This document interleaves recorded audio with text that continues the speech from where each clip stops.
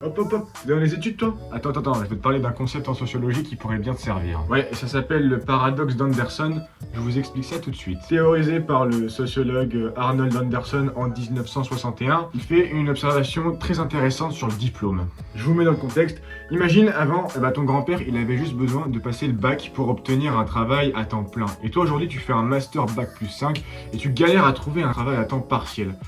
Bah ça c'est le paradoxe d'Anderson. Ouais en fait ce paradoxe il illustre la situation où les individus subissent un déclassement scolaire. Et ça veut dire quoi un déclassement scolaire? Bah en gros vous obtenez un poste moins bien classé par rapport au diplôme que vous avez obtenu. Et en fait ça c'est plus récent qu'on le pense. C'est à partir des années 80 on observe une grosse démocratisation de l'école et une forte augmentation en qualification des jeunes. Et au début on pourrait se dire bah c'est trop bien, les jeunes font l'effort de faire des études de plus en plus longues et d'être de plus en plus qualifiés.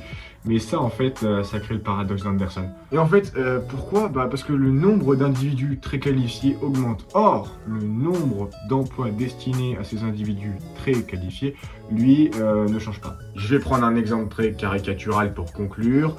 Il y a 10 ans, il y avait 1000 personnes qui étaient très qualifiées et 1000 emplois destinés à des personnes très qualifiées. 10 ans après, le nombre d'emplois qui est destiné à des personnes très qualifiées ne change pas, donc on a toujours 1000. Mais de plus en plus de jeunes décident de faire des études longues, donc on se retrouve plus avec 1000 personnes très qualifiées, mais par exemple 1500 personnes très qualifiées. Et là, on voit bien qu'il y a une dissymétrie entre les deux nombres. Il y a 500 personnes en plus par rapport au nombre d'emplois qualifiés qui est prévu.